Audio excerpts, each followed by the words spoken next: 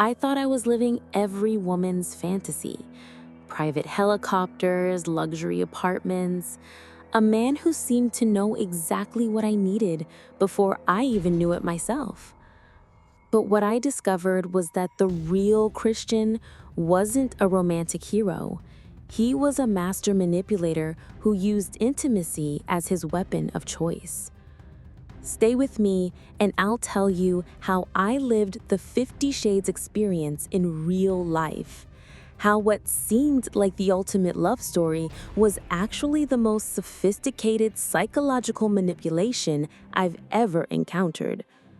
And how I finally learned that sometimes the person who claims to own you is actually destroying every piece of who you really are.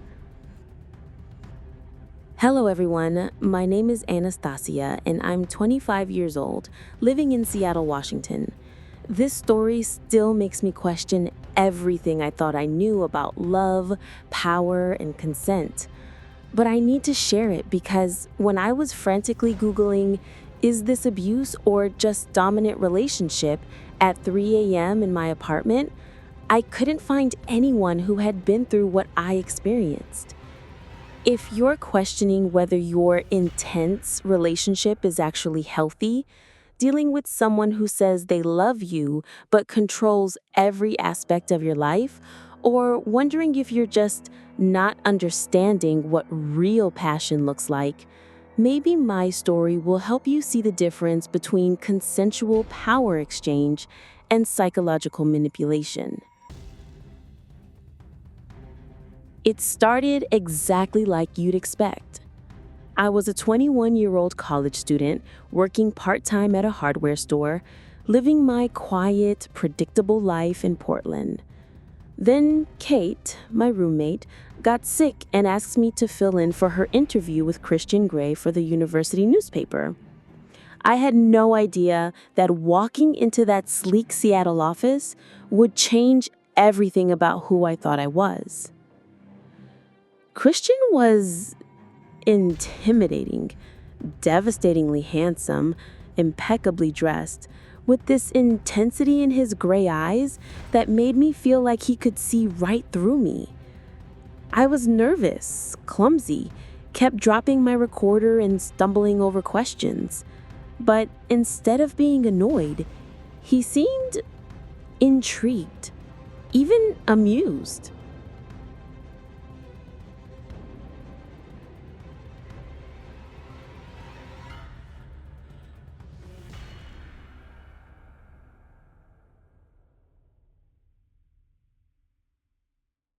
"Are you single, Miss Steele?"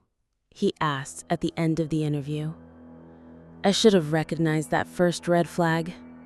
A successful CEO asking a college student about her relationship status during a professional interview.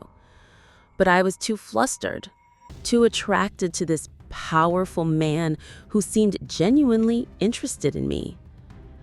The next day, he showed up at the hardware store where I worked, bought zip ties, rope, masking tape, items that should have made me uncomfortable, but he explained them away so smoothly. "I'm redecorating," he said with that crooked smile. "I like to be prepared for anything." Then came the helicopter ride to Seattle for our first date. As we lifted off, he pointed out landmarks, his hand casually resting on my thigh. "I want to show you my world, Anastasia. There's so much you haven't experienced."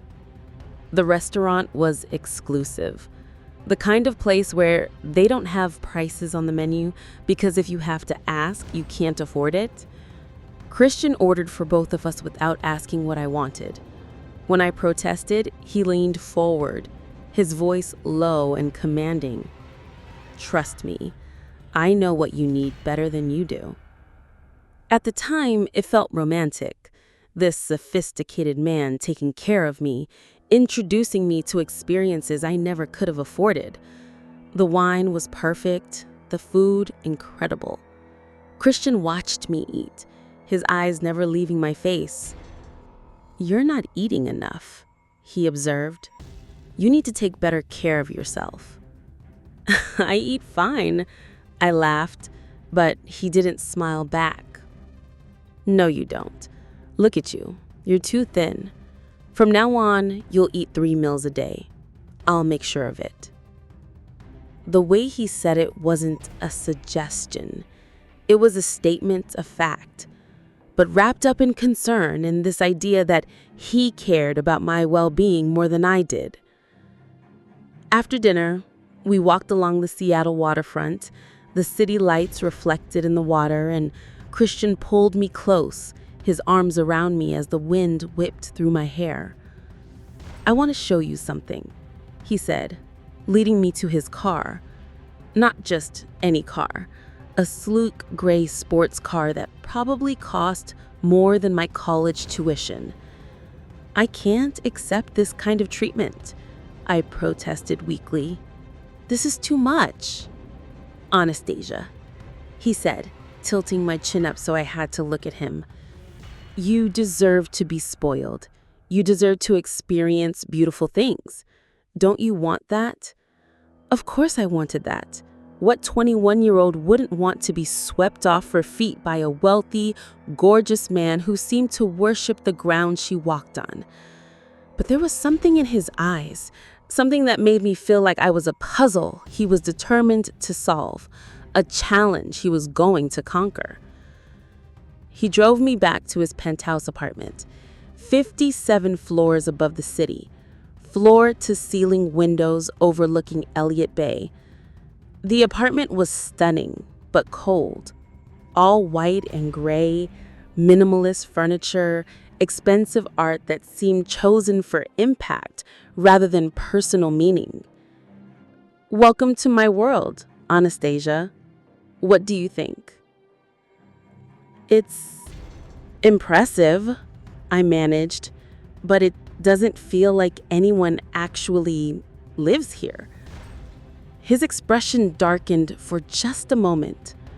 "I don't do the whole domestic thing, Anastasia. This is who I am. Take it or leave it." The sudden shift in his mood caught me off guard. One moment he was charming, the next almost hostile. But then he was kissing me and all thoughts of his strange reaction disappeared. The kiss was intense, demanding. He backed me against the wall, his hands tangling in my hair, his body pressed against mine. When I tried to touch him, to run my hands over his chest, he caught my wrist. "No," he said firmly. "Not yet. You're not ready for that." "Ready for what?" I whispered. He stepped back, leaving me breathless and confused against the wall. He said, "I should take you home. This was more than I expected." The drive back to my apartment was quiet. Christian's hands gripped the steering wheel, his jaw tight. Just before I got out of the car, he turned to me. "Anastasia, I need you to know something. I'm not a hearts and flowers kind of man. I don't do romance. I don't do relationships the way other people do. If you want to explore this thing between us, it has to be on my terms. Completely on my terms." "What does that mean?" What does that mean? It means you need to trust me completely. It means when I tell you to do something, you do it. It means you surrender control to me because I know what's best for you. My heart was pounding. "That sounds frightening," he finished. "It should, but also exciting. I can give you experiences you've never dreamed of, Anastasia. Pleasure you didn't know existed, but only if you're willing to submit to me completely." I should have run. I should have recognized the warning signs, the way he was already trying to reframe a healthy relationship dynamic into something that served only his needs.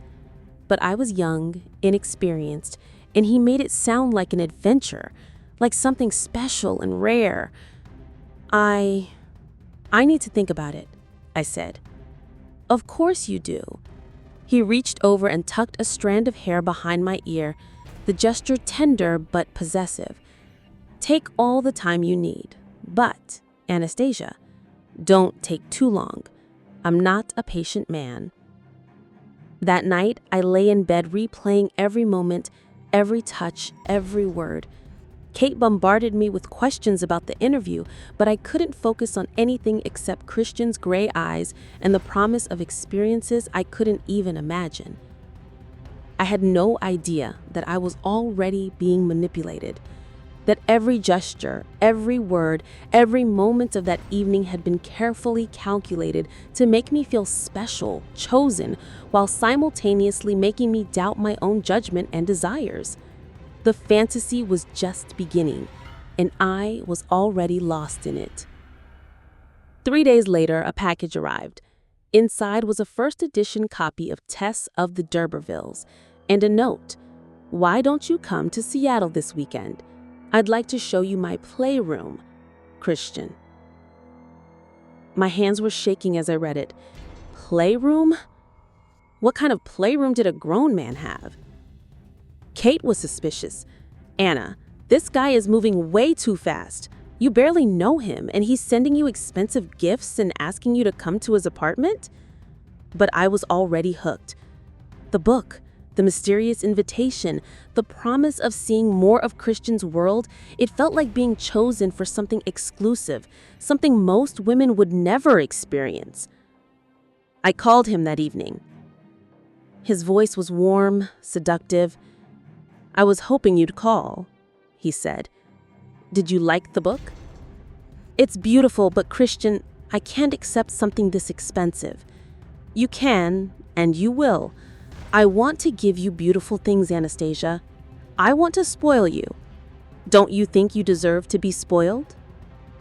There it was again, this way of making my hesitation seem like a character flaw, like I was somehow wrong for not wanting to accept expensive gifts from a man I barely knew. I don't know if I should come to Seattle, I admitted. Why not? Because I don't know what you expect from me. There was a pause. Then, I expect you to trust me. I expect you to be open to new experiences. I expect you to stop overthinking everything and just feel. But what kind of playroom, Anastasia? His voice was firm, commanding. Come to Seattle. Let me show you instead of trying to explain. Some things can't be understood through words alone. When I arrived at his penthouse that Saturday, Christian was waiting with champagne and that crooked smile that made my knees weak. I'm glad you came, he said, pulling me into his arms. I wasn't sure you would. I almost didn't, I confessed. What changed your mind? I couldn't tell him the truth, that I'd spent 3 days thinking about him constantly, that no one had ever made me feel so desired and special. But I shrugged. Curiosity, I guess. Good, he said, his eyes darkening. Curiosity is important. It means you're ready to learn. We had dinner first. Again, he ordered for both of us without asking what I wanted. When I mentioned it, he waved off my concern. I know what you like, Anastasia. I've been watching you, learning your preferences. That's what caring partners do. But it didn't feel like caring. It felt like control, like he was erasing my choices and replacing them with his preferences. After dinner, he led me upstairs to a door I hadn't noticed before. He pulled out a key. This is my playroom. What you see in here might shock you, but I need you to keep an open mind. This is who I am, Anastasia. This is what I need. He opened the door and I stepped into a world I hadn't known existed. The room was painted deep red with soft lighting and equipment. A 4-poster bed with silk ties at each corner, leather restraints hanging from the walls, items I couldn't even identify. What is this? I whispered. "This is where I play," Christian said, watching my face carefully. "This is where I find peace, where I take control." "Control of what?" "Of you," he said simply. He walked me through the room, explaining some of the equipment in clinical terms that somehow made it sound almost medical, almost necessary. "I know this is overwhelming, but Anastasia, what I can give you here, what we can experience together, it's beyond anything you've ever imagined. Physical pleasure is just the beginning. This is about trust, about surrender, about finding parts of yourself you didn't know existed." "I don't understand," I said honestly. You don't have to understand. You just have to trust. Trust that I know what you need, what your body wants, even when you don't know it yourself. He handed me a thick document. This is a contract. It outlines what our relationship would look like, what I expect from you, what you can expect from me. I stared at the papers. A contract for a relationship. This isn't normal, Christian. Normal is overrated, he said, moving closer. Normal is boring. Normal doesn't make you feel alive the way you felt when I kissed you, does it? He was right about that. Nothing about being with Christian felt normal, and that was both terrifying and intoxicating. "Read through it," he said. "Take your time. We'll discuss any concerns you have. But Anastasia, understand this. I don't do vanilla relationships. I can't. This is who I am. If you want to be with me, this is the only way." That night, alone in the guest room he'd given me, I read through the contract. It was extensive, detailed, covering everything from exercise routines to dietary requirements, to other things. Things that made me blush just reading them. But more than the explicit content, what struck me was the tone. Every clause, every requirement was framed as being for my benefit. Christian would control what I ate because he wanted me to be healthy. He would choose my clothes because he wanted me to feel beautiful. He would make decisions about my body because he understood my needs better than I did. In the morning, I found him in his study, working at his computer. I read the contract. I said, "And?" "It's a lot." "It's comprehensive," he corrected. "I don't believe in leaving things to chance. This way, we both know exactly what to expect." "But Christian, some of these things, I don't know if I want them." "Have you ever tried them?" "No, but..." "Then how do you know you won't like them? Anastasia, you're 21 years old. You've barely experienced anything. How can you make decisions about what you do or don't want when you don't even know what's possible?" It was a compelling argument, one that made me feel naive and sheltered, which, of course, was exactly the point. What if I want to change something in the contract? We can negotiate, but understand, I've been living this lifestyle for years. I know what works, what's safe, what will give you the most pleasure. Trust my experience. What if I want to stop? What if I don't like something? We have safe words. Yellow to slow down, red to stop completely.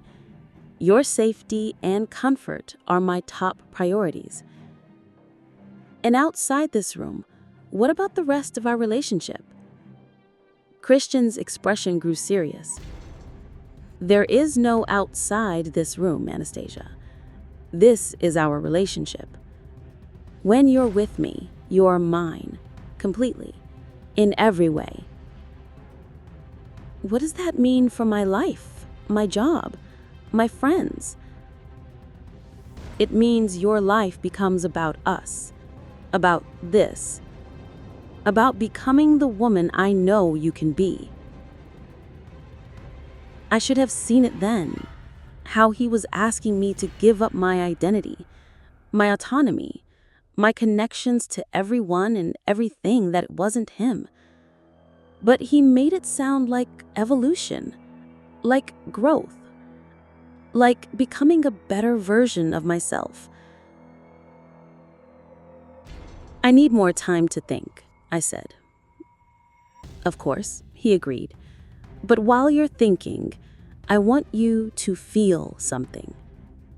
He stood up, moved around the desk until he was standing in front of me. Then he kissed me. Soft at first, then deeper, more demanding. His hands tangled in my hair, pulling gently until my head tilted back, giving him complete access. When he pulled away, I was breathless. That's just the taste, Anastasia, of what we could have, of what I could give you. But only if you're brave enough to take it. The drive back to Portland was a blur. My mind was racing, my body still responding to his touch, his kiss, his presence. Kate took one look at me and knew something had changed. Anna, what happened? You look like you've seen a ghost. I think I'm in love with him. After one weekend? It's not just one weekend, Kate. He's unlike anyone I've ever met. He makes me feel things I didn't know I could feel. What kind of things? I couldn't tell her about the playroom, the contract, the way Christian wanted to control every aspect of my life. It sounded too extreme, too strange. Instead, I focused on the feelings, the intensity, the passion, the sense of being chosen by someone extraordinary. But even as I defended him to Kate, part of me knew she was right to be worried. Part of me recognized that what Christian was offering wasn't love. It was ownership. The problem was, I was already addicted to the feeling of being owned by him. 3 days later, I signed the contract. The first month after signing the contract felt like living in a fairy tale. Christian showered me with gifts. Designer clothes, expensive jewelry, a new laptop, a car. Everything I could possibly need or want appeared before I even knew I wanted it. I like taking care of you, he said, when I protested the extravagance. Seeing you in beautiful things, knowing you're safe and comfortable, it makes me happy. Don't you want to make me happy? He moved me into an apartment closer to his office, paid my rent, filled the refrigerator with organic food that met his dietary requirements for me. When I mentioned missing my old neighborhood, my independence, he frowned. Independence is an illusion, Anastasia. Everyone depends on someone. At least with me, you know exactly what's expected and you're taken care of in return. Isn't that better than struggling to pay bills and eat ramen noodles? He wasn't wrong, technically. The apartment was beautiful, the food was delicious, and I never had to worry about money. But something felt wrong about accepting so much, about having so many decisions made for me. I feel like I'm losing myself, I told him one evening as we sat in his penthouse. You're not losing yourself, Christian replied, pulling me onto his lap. You're finding yourself, the real you, the you that exists when you stop trying to be what everyone else expects and start being what you actually are. But what if I don't know what I actually am? That's why you have me, he said, his hands stroking my hair. I can see you more clearly than you can see yourself. I know what you need, what makes you happy, what fulfills you. You just have to trust me. In the playroom, Christian introduced me to sensations I'd never experienced. He was patient, careful, always watching my reactions. When I used the safe word, he stopped immediately, held me, comforted me. "See," he said, "I told you I'd take care of you. You're safe with me, Anastasia, safer than you've ever been." But outside the playroom, his control was more subtle and somehow more complete. He monitored what I ate, how much I exercised, what time I went to bed. He chose my clothes for important events, decided which social invitations we'd accept, managed my schedule. "I'm optimizing your life," he explained when I questioned his involvement in my daily routine. "You have unlimited potential, but you've never learned how to reach it. I'm helping you become your best self." When Kate called to make plans for our traditional Thursday night dinner, Christian frowned. "Thursday is our time together. You see Kate all the time."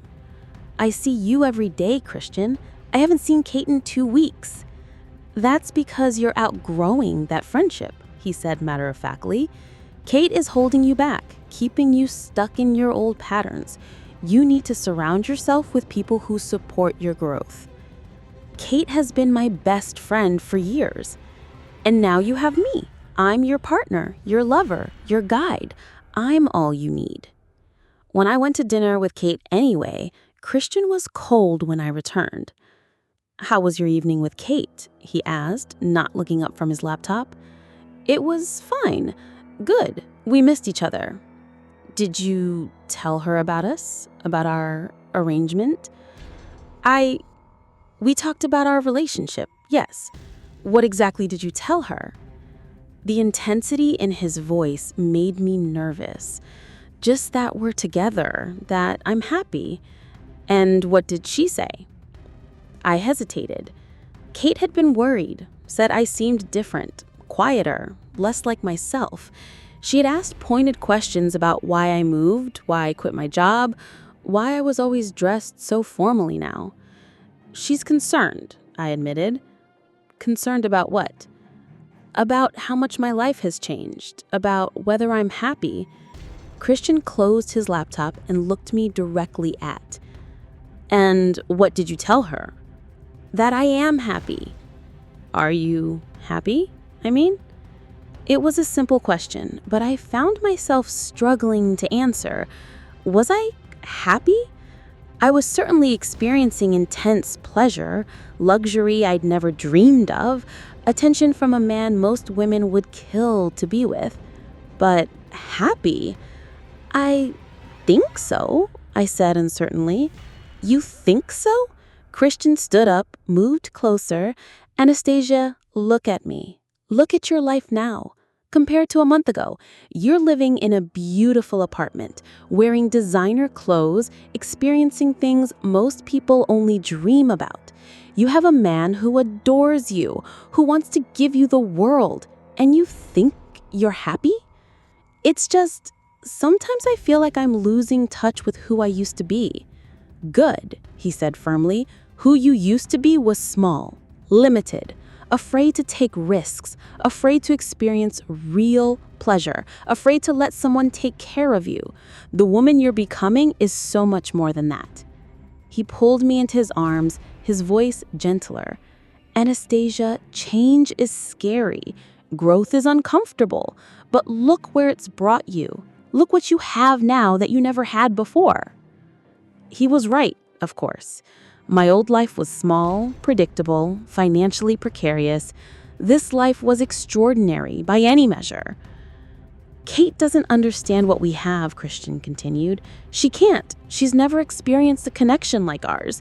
She's jealous, sweetheart. Jealous that you found something she'll never have." "She's not jealous, Christian. She's concerned." Same thing, really. People who can't have what you have will always try to convince you to give it up. They want you to be as limited as they are. That night, Christian made love to me with an intensity that left me breathless and confused. Afterwards, as I lay in his arms, he spoke softly. "I need to know you're mine, Anastasia. completely mine. I need to know that what other people think doesn't matter to you more than what we have together." "Of course I'm yours," I whispered. "Then prove it. Stop seeing Kate for a while. Focus on us, on what we're building together. Give our relationship the priority it deserves. You want me to stop seeing my best friend? You want me to make a choice. Kate represents your old life, small, limited, full of people who don't understand your potential. I represent your new life, unlimited possibilities, experiences most people can't even imagine, a love deeper than anything Kate could understand." That's not fair, Christian. You're asking me to choose between you and my oldest friend. I'm asking you to choose between the past and the future, between mediocrity and excellence, between people who want to keep you small and someone who wants to help you become everything you can be. The manipulation was so smooth, so perfectly calibrated to my insecurities and desires that I didn't recognize it for what it was. Christian had identified exactly what I feared most: being ordinary, limited, missing out on extraordinary experiences, and positioned himself as the solution and Kate as the obstacle. "I don't want to lose her friendship," I said. "You won't lose it," Christian assured me. "You'll just outgrow it. And when you do, you'll realize that what we have is so much more valuable than any friendship could ever be." 2 weeks later, when Kate called to ask why I'd been avoiding her, I found myself repeating Christian's words almost exactly. "I'm just in a different place now. I'm growing, changing. I need to focus on my relationship with Christian right now. Anna, this doesn't sound like you. You're isolating yourself from everyone who cares about you." "That's not true. Christian cares about me more than anyone ever has." "Does he? Or does he care about controlling you?" The question hit too close to home. "You don't understand our relationship, Kate." "Then help me understand. Explain to me why you changed everything about your life for a man you've known for 2 months." But I couldn't explain it. Not in a way that would make sense to someone on the outside. How could I tell her about the contract, about the playroom, about the way Christian had convinced me that surrendering control was actually taking control of my life? "I have to go," I said instead. "Anna, wait." I hung up. That night, Christian held me as I cried, stroking my hair and whispering that everything would be okay. Growing apart from old friends is part of growing up. It's painful, but it's necessary. You're becoming the woman you're meant to be, and not everyone can handle that kind of transformation. What I didn't understand then was that I wasn't transforming. I was disappearing. Every day, more pieces of who I used to be were being carefully, systematically erased. My opinions were being replaced with his preferences. My instincts were being overridden by his judgment. My connections to other people were being severed in favor of total dependence on him. Christian called it love. He called it caring. He called it helping me reach my potential. But what it really was the most sophisticated form of psychological manipulation I had ever encountered. And I was so lost in the illusion of being special, chosen, transformed, that I didn't recognize it for what it was. Christian had identified exactly what I feared most: being ordinary, limited, missing out on extraordinary experiences, and positioned himself as the solution and Kate as the obstacle. 3 months into our relationship, I made my first real mistake. I forgot to check with Christian before making plans with my brother Ethan, who was visiting from Portland. When Christian came home to find me getting ready for dinner, his reaction was swift and cold. "Where are you going?" he asked, his voice dangerously quiet. "Dinner with Ethan.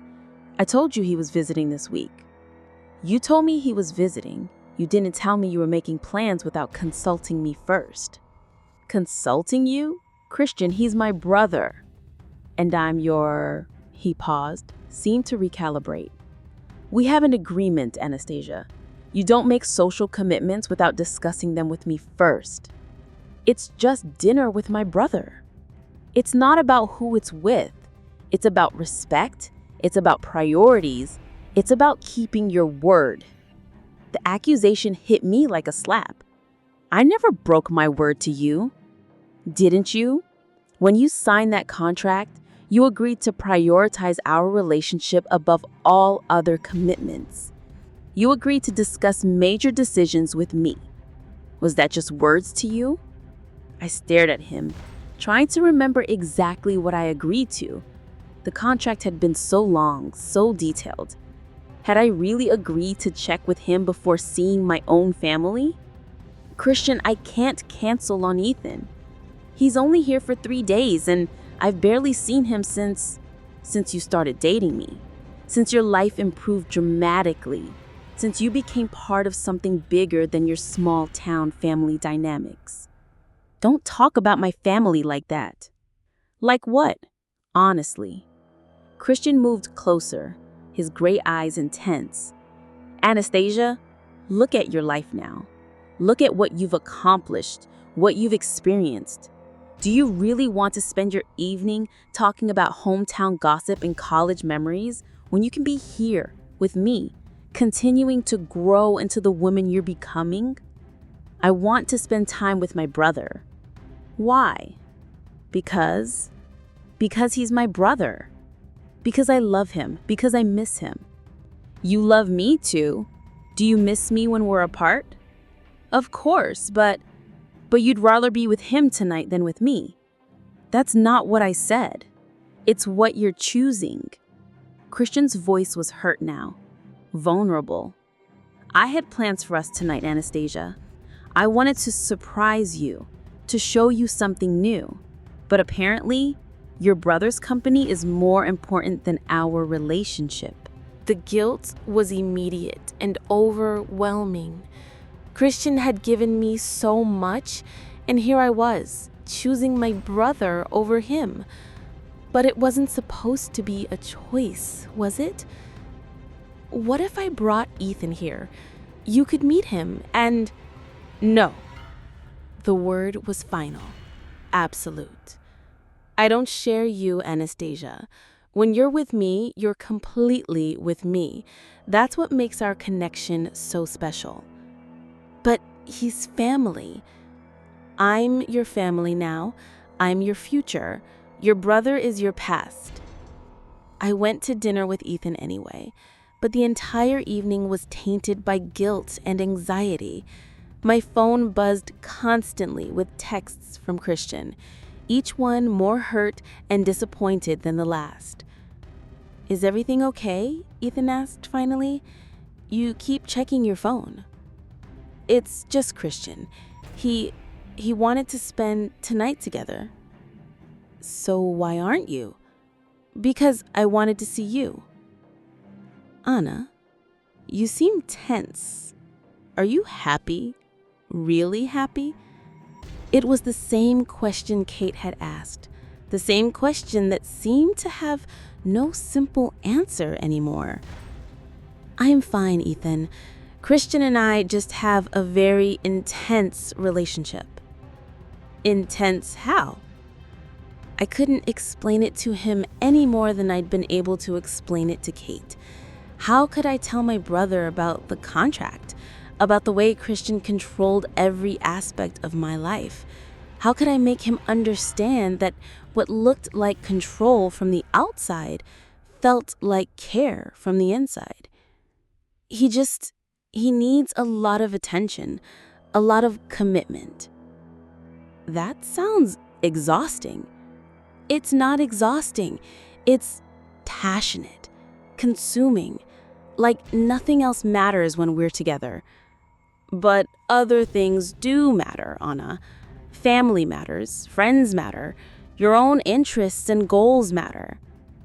My goals have changed, I said defensively. I'm becoming someone different, someone better. Better how? I gestured vaguely at my designer dress, my expensive jewelry. I'm experiencing things I never thought I'd experience. I'm with someone who sees potential in me that I didn't know I had. What kind of potential? Again, I struggled to answer. What exactly was Christian helping me become? What potential was he helping me realize? The questions I'd been avoiding suddenly seemed urgent, important. I should probably go, I said instead of answering. Christian is waiting for me. When I got back to the penthouse, Christian was in his study, working at his computer. He didn't look up when I entered. "How was dinner?"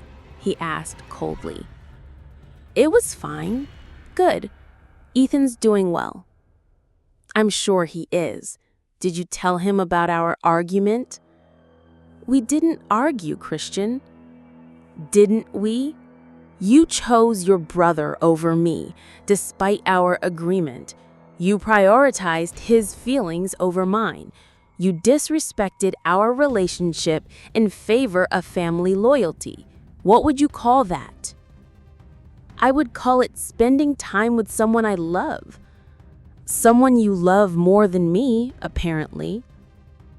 The accusation was so unfair, so manipulative, that for a moment I couldn't speak. Then the anger came. "That's not fair, Christian. You are making this into something it isn't. You're acting like spending a few hours with my brother is some kind of betrayal." "Isn't it?" He finally looked at me, and his eyes were ice cold. "When you make commitments to someone, Anastasia, those commitments have meaning. They have consequences. You can't just ignore them when something more appealing comes along." "More appealing? He's my brother." "And I'm the man you supposedly love, the man you made promises to, the man who's giving you everything." Christian stood up, moved around the desk toward me. "But apparently none of that matters when your family comes calling." "You're being ridiculous." "Am I? Let me ask you something, Anastasia.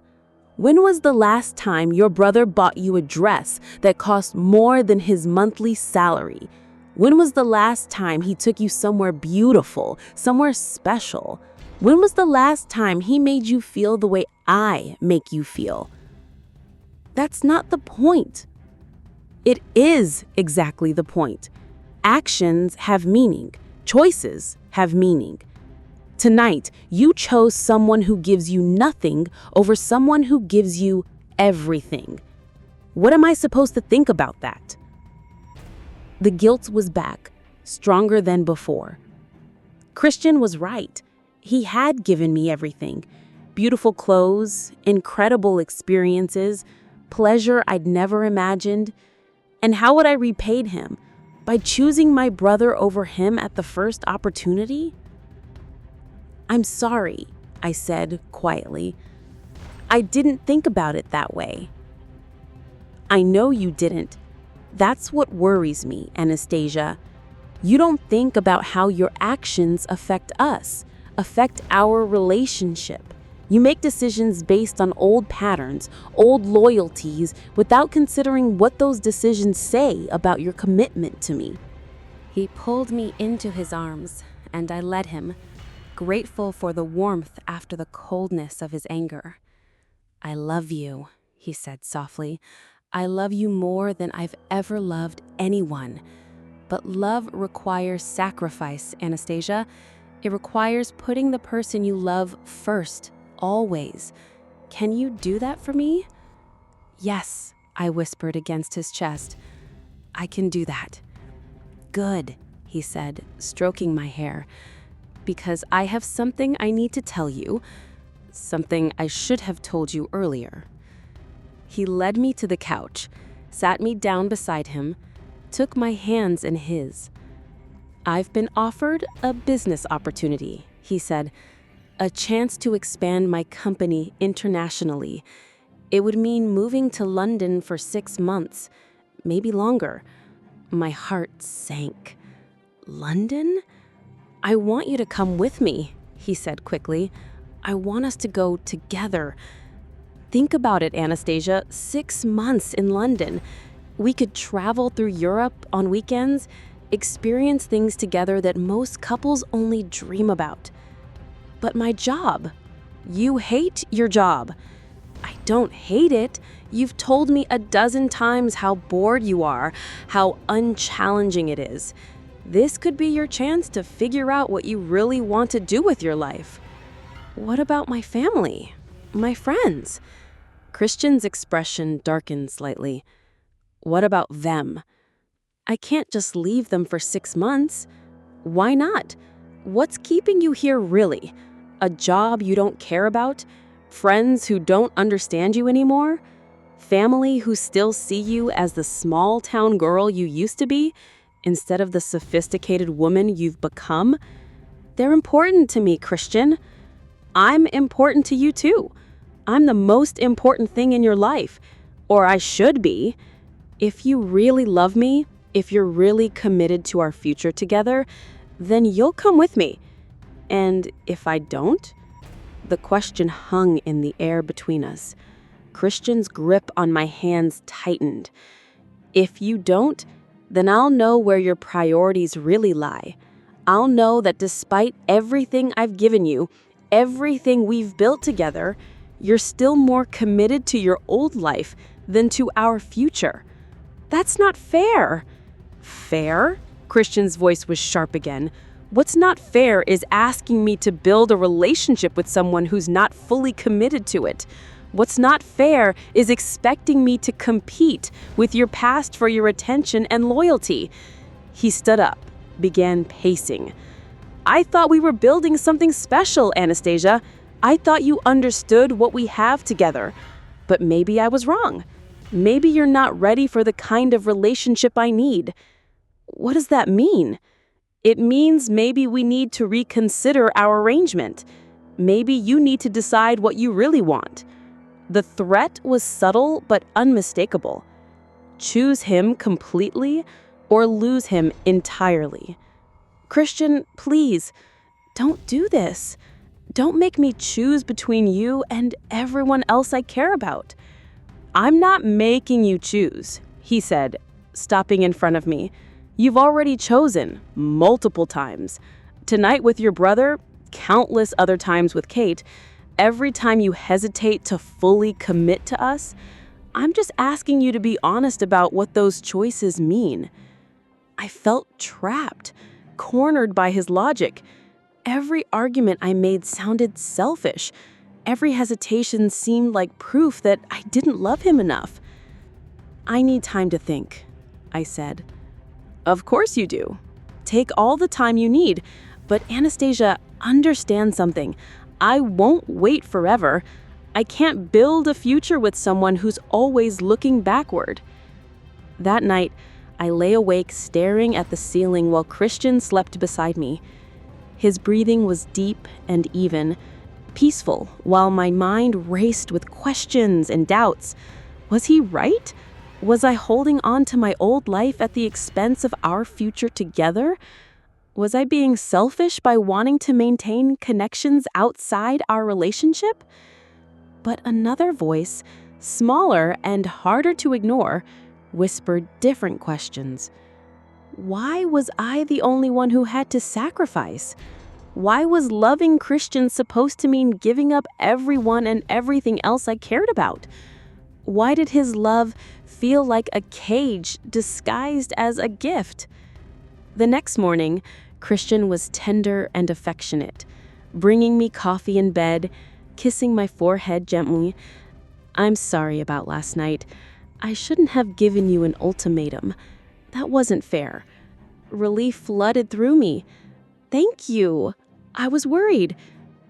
But I need you to understand how important this is to me. To us. This opportunity in London, it's not just about business. It's about us building a life together, experiencing the world together. I want to share everything with you, Anastasia, but I can only do that if you want to share everything with me. I do want that, and I meant it. The problem was that everything seemed to include parts of myself I wasn't sure I was ready to give up. "Then come with me," he said simply.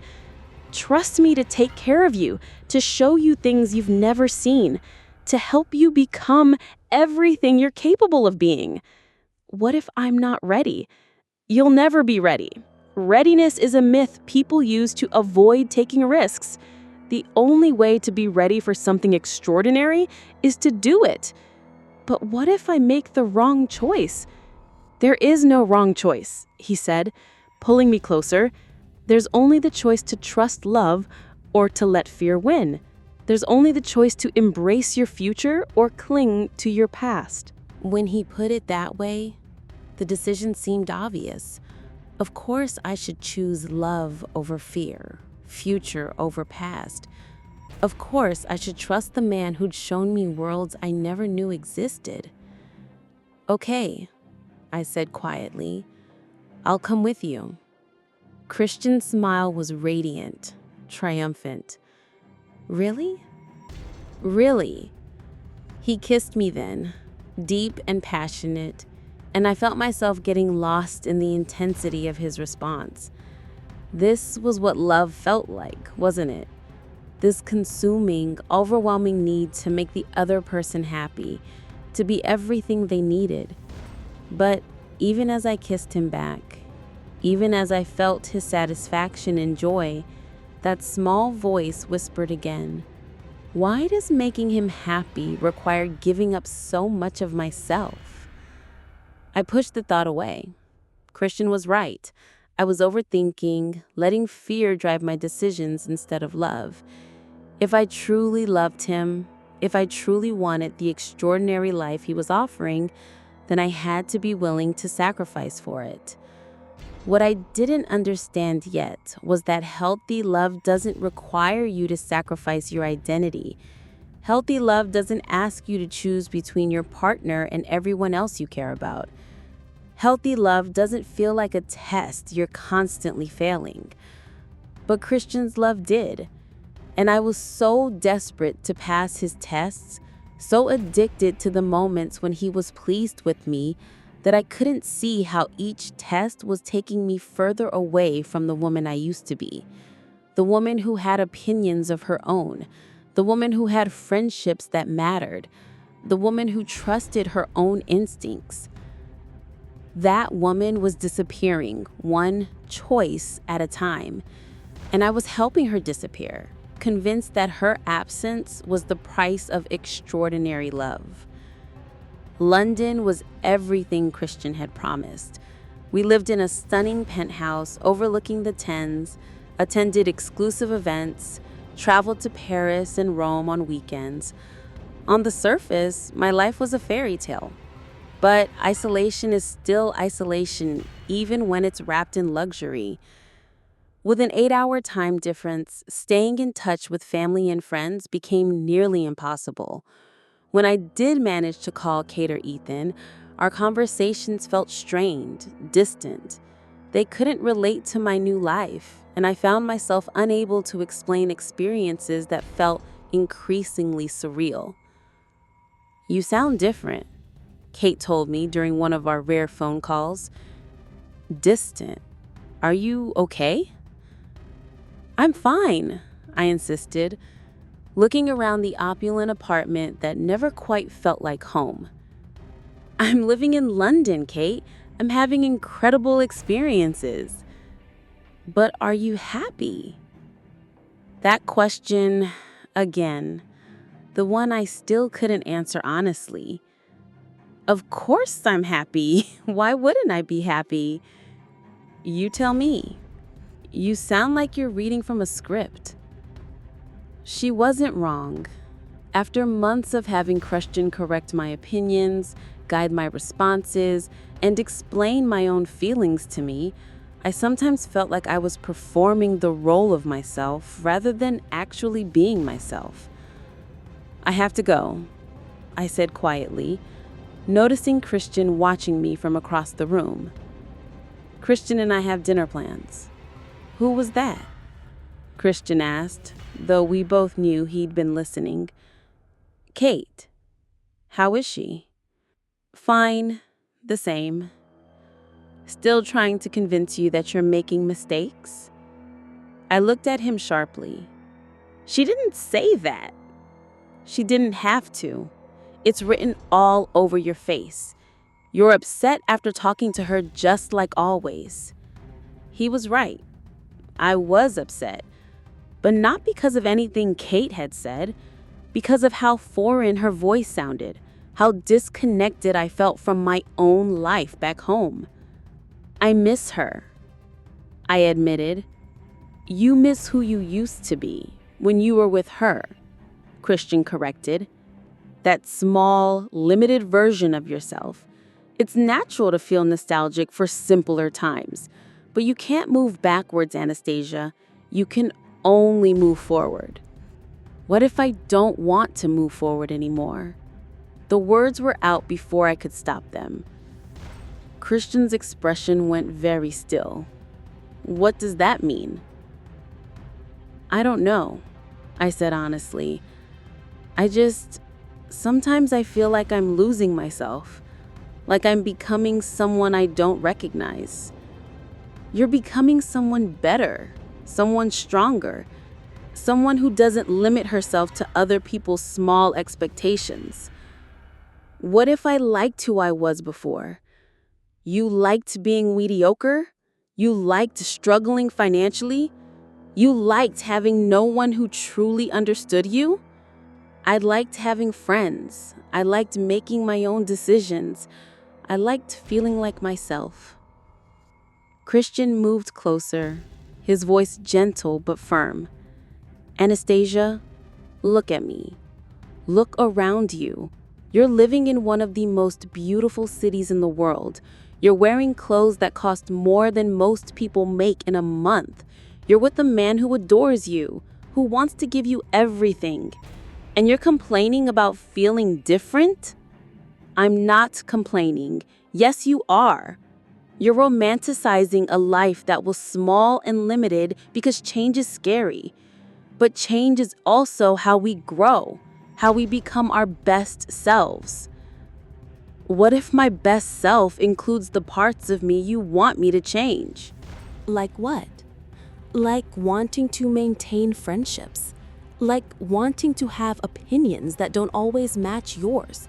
Like wanting to make decisions about my own life. Christian's jaw tightened. Is that what you think I'm doing? Preventing you from having opinions? Aren't you? I'm helping you form better opinions, more informed opinions, opinions based on experience rather than fear. What if I disagree with you? About what? About anything. What if I just disagree? Give me an example. I thought for a moment, trying to remember the last time I disagreed with Christian about something significant. The realization was disturbing. I couldn't remember. What if I wanted to get a job while we're here? Why would you want a job? You have everything you need. What if I wanted to contribute something, to feel useful? You contribute to my life. You make me happy. Isn't that useful? What if I wanted friends, local friends, people to talk to during the day? You have me. Why do you need other people?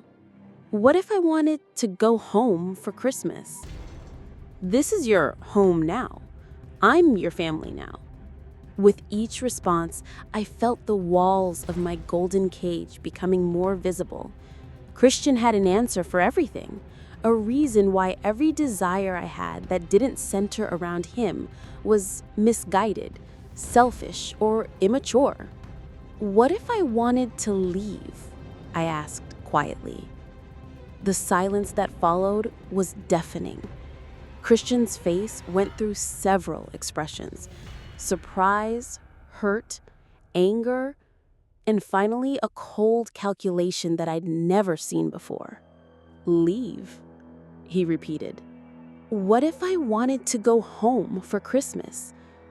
This is your home now. I'm your family now. What if I decided this wasn't working for me? After everything I've done for you, after everything I've given you, I'm grateful for all of that, but grateful? Christian's voice was sharp now. Grateful? Anastasia, I've transformed your entire life. I've given you experiences most women only dream about. I've loved you more completely than anyone ever has or will. And you're grateful? I love you too, Christian, but love shouldn't feel like a debt I can never repay. Love is sacrifice, Anastasia. Love is commitment. Love is choosing someone over and over again, even when it's difficult. But what about what I want? What about my choices? Your choices brought you here. Your choices led you to me, to this life, to these experiences. Are you saying you regret those choices? I'm saying I want to feel like I'm still allowed to make choices.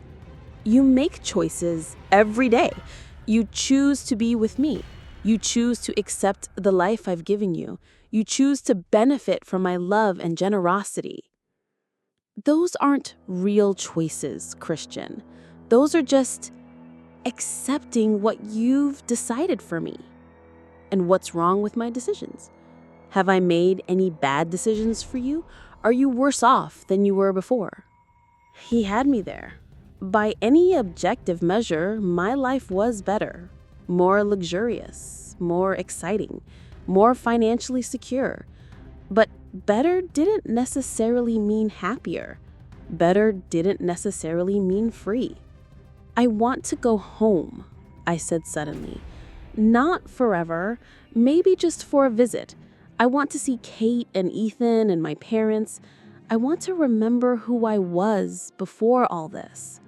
Who you were before was nobody special, Christian said brutally. You were a college student with no direction, no ambition, no future. You were settling for a mediocre life with mediocre people who would never push you to be more than ordinary. The words hit me like physical blows. That's not true, isn't it? Tell me, Anastasia, what were your dreams before you met me? What were your goals? What kind of life were you building for yourself?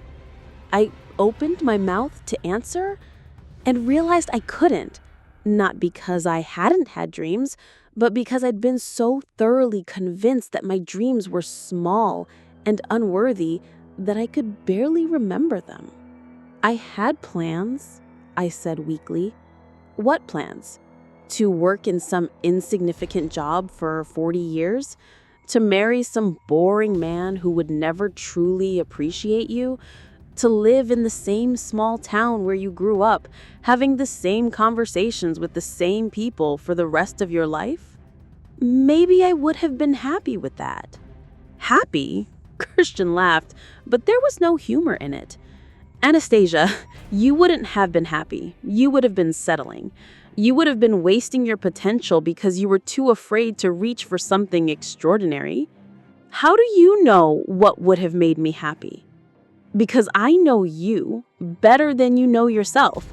I've seen what makes you come alive, what brings you pleasure, what challenges you to grow, and none of those things existed in your old life. They might have. I might have found them on my own. But you didn't, did you? You were 21 years old and going nowhere fast until I came along. I stared at him, seeing clearly for the first time how completely he'd rewritten the narrative of my life. In his version, I had been nothing before him. In his version, my worth came entirely from his attention, his love, his transformation of me. What if you're wrong? I asked quietly. Then prove it, Christian said coldly. Leave. Go back to your old life. See how long it takes before you realize what you've given up. Maybe I will. No, you won't. His voice was certain, arrogant. You won't because you know I'm right. You know that without me, you're nothing special. You're ordinary, and you're too addicted to being extraordinary to go back to being ordinary. You think I can't survive without you? I think you won't want to. I think you'll try to go back to your old life and realize how empty it is, how meaningless. I think you'll realize that everything good about your life came from me. And if I don't realize that, Christian shrugged, then you'll have chosen mediocrity over excellence. You'll have chosen fear over love. And you'll spend the rest of your life wondering what could have been. That night, I lay awake thinking about everything Christian had said. Was he right? Had I been nothing before him? Would I be nothing without him? The more I thought about it, the more I realized that I couldn't remember who I'd been before Christian. Not clearly. All my memories of my old self were filtered through his interpretation. Small, limited, afraid, settling for less.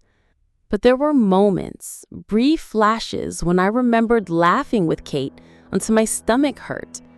Remembered the satisfaction of acing a difficult exam. Remembered feeling capable and independent and enough, just as I was. Those memories felt like glimpses of another person.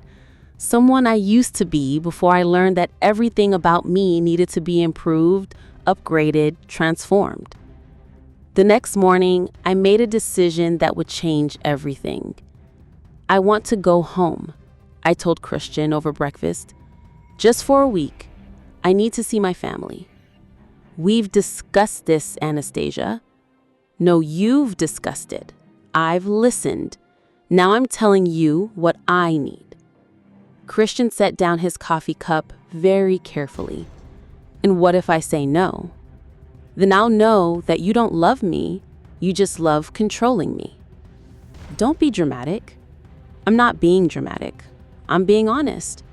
If you love me, if you really want what's best for me, then you'll support me taking a week to reconnect with the people who were important to me before you came along. Fine, Christian said finally. 1 week. But Anastasia, understand something. If you go back there and decide you prefer your old life, don't expect me to wait around while you figure things out. I understand. But what I was beginning to understand was something entirely different. I was beginning to understand that love shouldn't come with threats. Love shouldn't require you to choose between your partner and everyone else you care about. Love shouldn't make you feel like you're disappearing. For the first time in months, I was going to spend time with people who knew me before Christian decided who I should be. People who might help me remember who I actually was underneath all the layers of who he wanted me to become. I was terrified. Not because I might choose my old life over my new one, but because I might discover that the woman I'd been before wasn't as small and limited as Christian had convinced me she was. And if I wasn't, then everything Christian had told me about love, about sacrifice, about transformation might have been a lie. Seattle felt like visiting a foreign country. After 6 months in London, everything seemed smaller, quieter, more ordinary.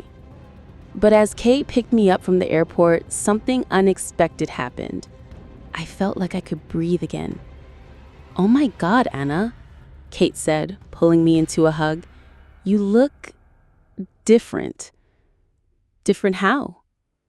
Thin, tired, like you're performing being happy instead of actually being happy. I started to defend myself automatically, to repeat Christian's explanations about growth and transformation, but something stopped me. Maybe it was being away from his constant presence, or maybe it was seeing genuine concern in Kate's eyes instead of calculated manipulation.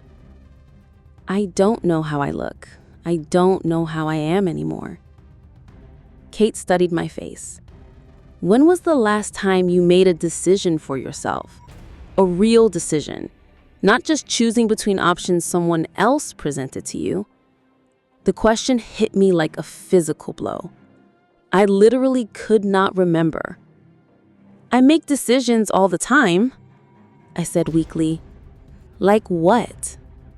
Like what to wear? Do you? Or does Christian choose your clothes? I thought about my closet, filled with designer dresses Christian had selected. Even when I chose my outfit, I was choosing from options he'd approved, in styles he preferred, in colors he decided looked good on me. That's different. He has better taste than I do. Says who? Says everyone. Says logic, says the fact that he's successful and sophisticated and… Anna. Kate's voice was gentle but firm. Listen to yourself.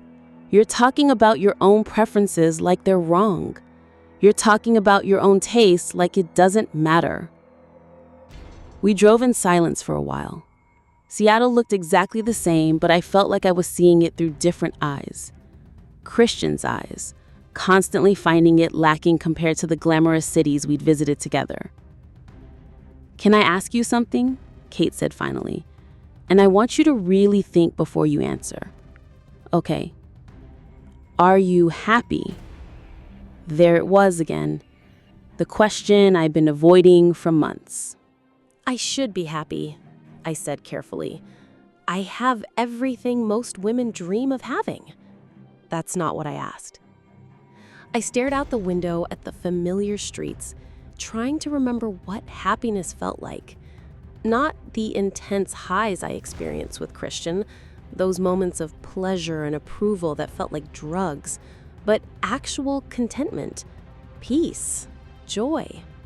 I don't know, I whispered. I honestly don't know anymore. Kate reached over and squeezed my hand. Then we have a week to figure it out. That night, in my childhood bedroom at my parents' house, I called Christian. He answered on the first ring. How was your flight? He asked, but his tone was cool, distant. Fine. It's good to be home. Seattle isn't your home anymore, Anastasia. London is your home. I'm your home. I know, but you're already sliding back into old patterns. I can hear it in your voice. You're already forgetting who you've become. I haven't forgotten anything. Haven't you? Are you sleeping in your childhood bedroom, surrounded by reminders of who you used to be? Are you letting your family and friends convince you that your life with me is somehow wrong or unhealthy? I was sleeping in my childhood bedroom. But how did that erase who I'd become? Why was remembering my past threatening to my future? They're just happy to see me. Are they? Or are they jealous that you've outgrown them? Resentful that you've found something they'll never have? Christian, they're my family. They love me. They love the version of you that they can control, the small, limited version that made them feel important. They don't love the sophisticated, worldly woman you've become because that woman threatens their sense of superiority. That's not true. Isn't it? Tell me, Anastasia. Have they asked about your experiences in London? Have they shown interest in your growth as a person? Or have they just tried to make you feel guilty for changing, for becoming more than they expected? I thought about the evening with my family. They had asked about London, but when I'd tried to describe the exclusive events and luxury experiences, they'd seemed uncomfortable, even disapproving. My mother had made comments about putting on airs, and my father had joked about me becoming too fancy for the family. They just want me to stay grounded, I said. They want you to stay small, Christian corrected. They want you to shrink yourself back down to their level so they don't have to confront their own limitations. Maybe I was happier when I was small. The silence on the other end of the phone was deafening. What did you just say?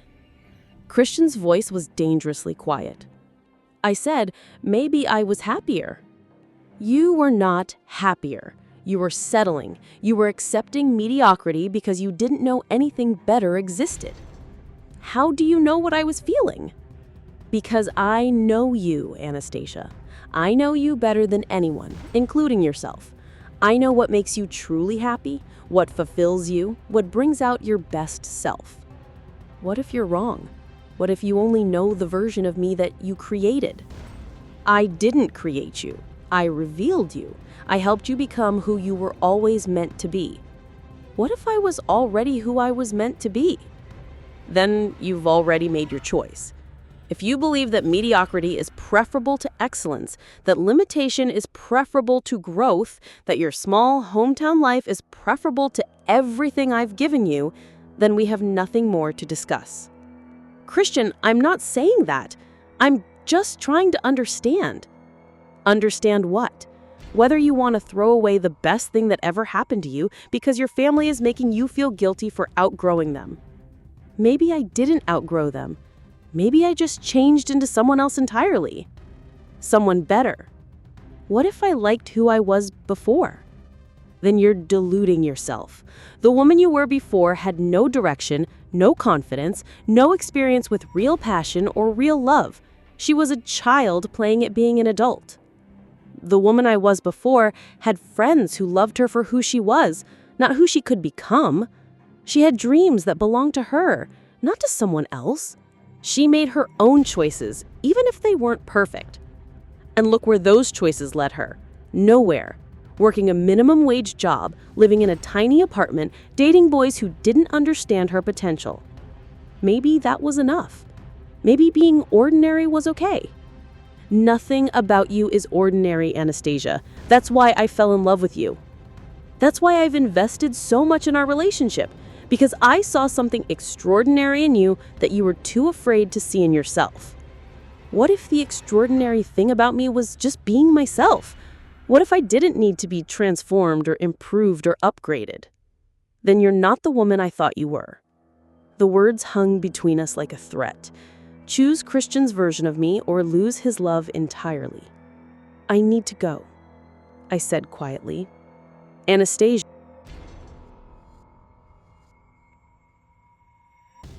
I hung up before he could finish. For the first time in months, I'd ended a conversation with Christian before he was ready for it to end.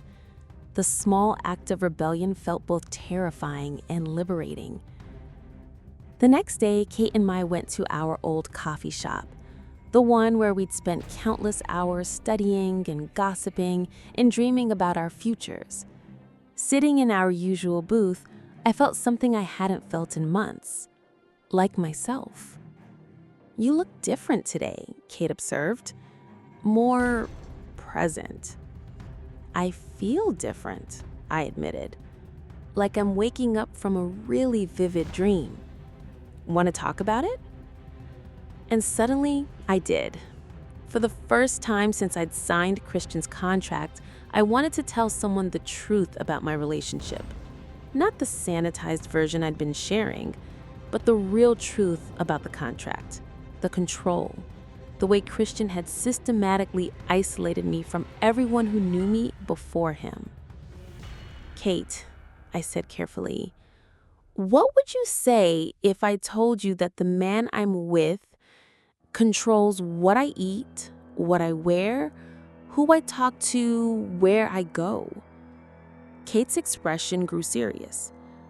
"I'd say that sounds like abuse. Even if he says it's because he loves me? Even if he says it's for my own good? Especially then. Anna, love doesn't require you to give up your autonomy. Love doesn't ask you to become someone else.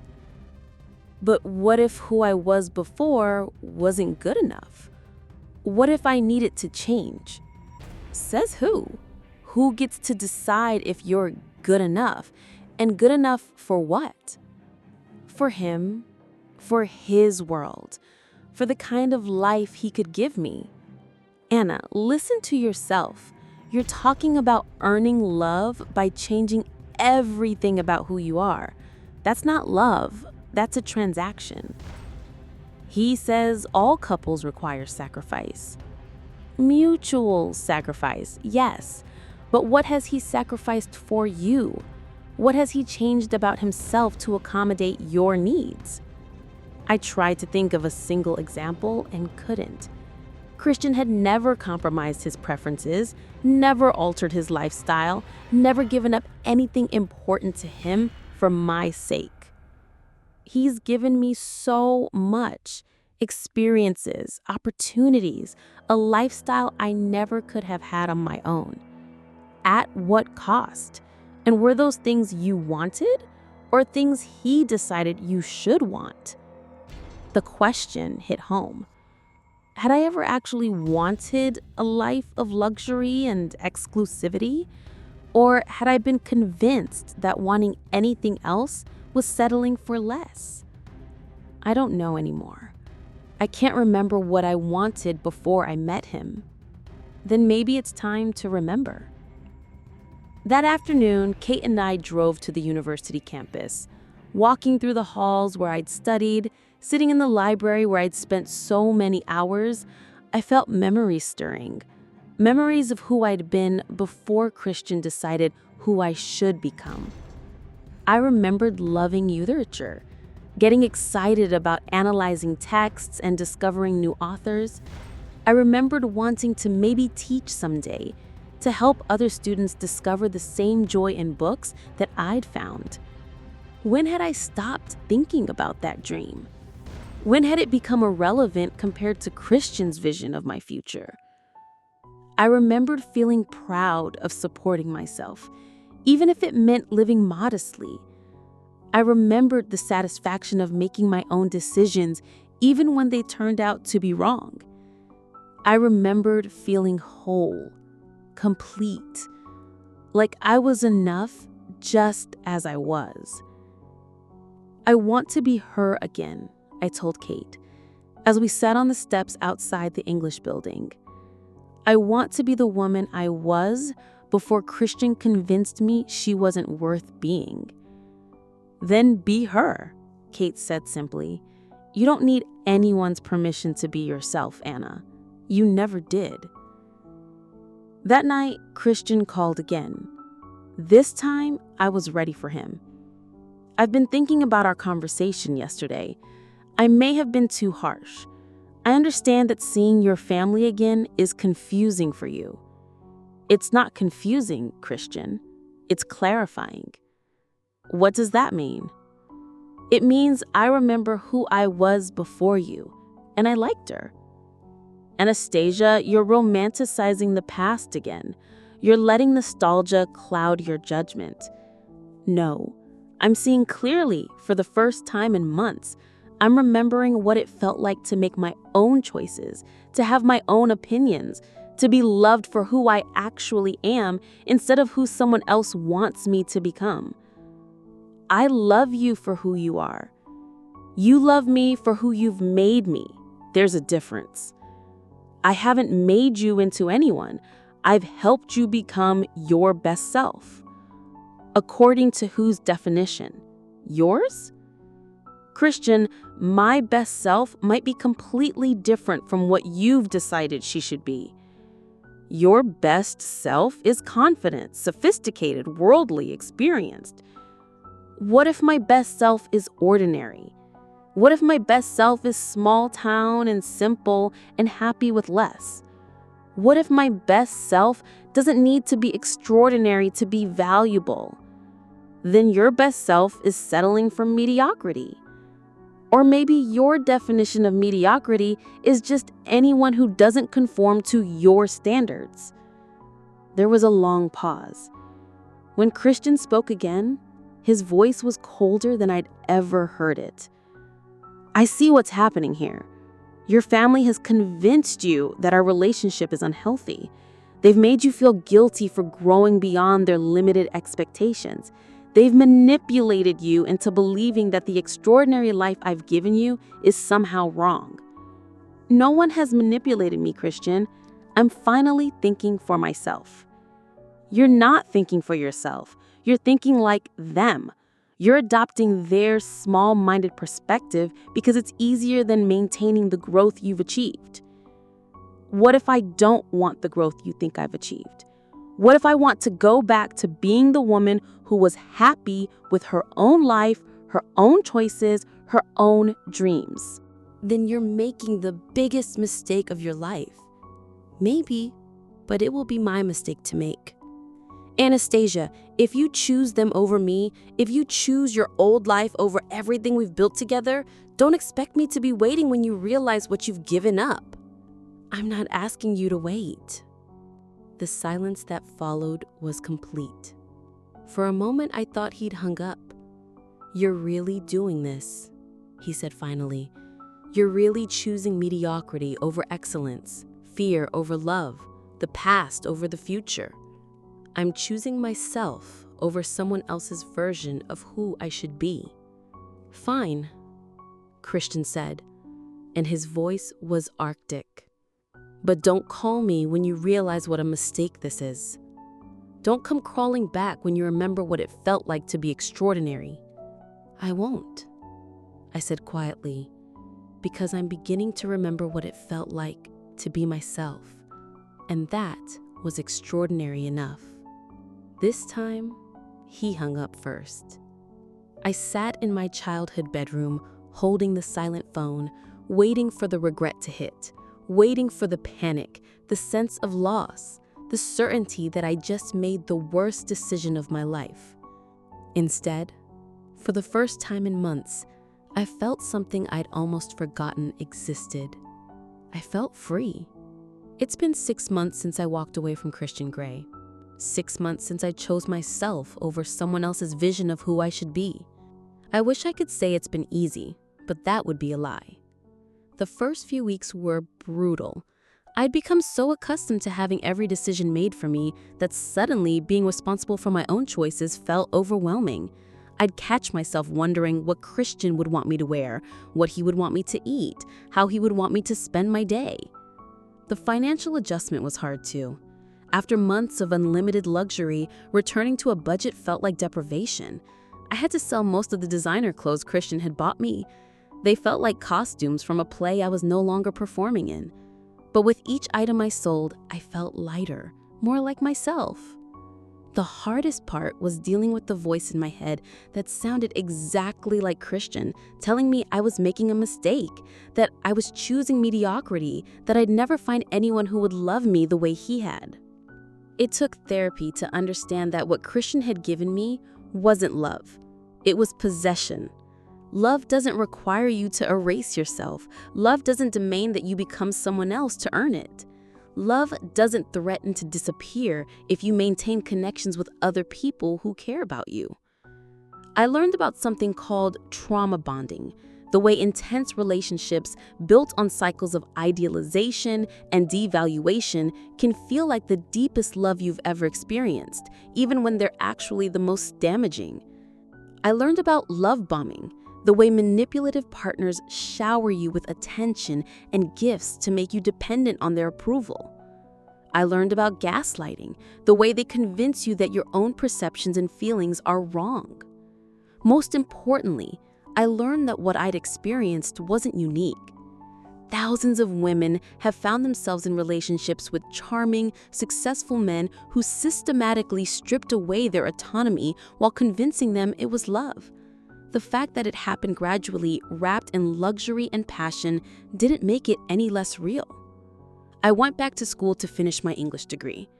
It felt strange at first, sitting in lecture halls with students who seemed so young, so certain of their opinions, but gradually I remembered how much I loved learning, how excited I could get about a particularly beautiful passage of literature or a brilliant analysis of a text. I'm working part-time at a local bookstore now while I finish my degree. The pay is terrible compared to what Christian spent on me in a single weekend, but the work feeds my soul in a way that all his luxury never did. I get to recommend books to customers, help students find research materials, organize readings with local authors. It's ordinary work, but it's mine. Kate and I are closer than ever. She never once said, "I told you so," even though she had every right to. Instead, she helped me remember who I was before Christian, celebrated every small step I took toward reclaiming my independence, and was patient with me when I backslid into self-doubt. I've started dating again, slowly and carefully. The first few attempts were disasters. I was either attracted to men who reminded me of Christian, controlling, intense, determined to improve me, or completely uninterested in men who seemed too normal, too kind, too respectful of my boundaries. It's taken time to recalibrate my understanding of what healthy attraction feels like. Real love, I'm learning, doesn't feel like addiction. It doesn't require constant drama to feel intense. It doesn't demand that you choose your partner and everyone else you care about. I met someone recently, David, a fellow graduate student who's writing his thesis on contemporary American poetry. He's nothing like Christian. He doesn't try to order my food or pick out my clothes. He asks my opinion and actually listens to my answers. He has his own friends, his own interests, his own life that doesn't revolve around controlling mine. When we disagree about something, he finds it interesting rather than threatening. It's taken me months to recalibrate my understanding of what healthy attraction feels like. Real love, I'm learning, doesn't feel like addiction. It doesn't require constant drama to feel intense. It doesn't demand that you choose your partner and everyone else you care about. I know some people reading this might think I'm crazy for walking away from Christian Grey. He was wealthy, handsome, successful. He gave me experiences most women only dream of. From the outside, it looked like I had everything. But I've learned that having everything means nothing if you don't have yourself. All the luxury in the world can't compensate for the loss of your own identity. All the passion in the world isn't worth it if it comes at the cost of your autonomy. The real Christian Grey wasn't a lover.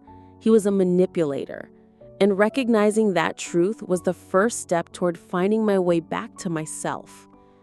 Sometimes the greatest love story isn't about finding someone who completes you. It's about finding your way back to the person you were before someone convinced you that you needed to be completed. I'm still writing that story, and for the first time in a long time, I'm the one holding the pen. Thank you for watching. If this story resonated with you, please share it with someone who might need to hear it. Sometimes recognizing the truth about manipulation is the first step toward freedom. And so, this story comes to an end, but the pain it carries is real and lasting. Behind his mask, there may be charm, but also lies, manipulation, and silence. If you've experienced something similar, please don't hesitate to share it in the comments below or send it to us directly. Your story matters, your truth matters, and your voice might be the one that saves someone else from falling into the same trap. Together, we break the silence. Together, we unmask the lies. And together, we rise stronger. Thank you for listening. Share this story. Save a sister. End the fetishization.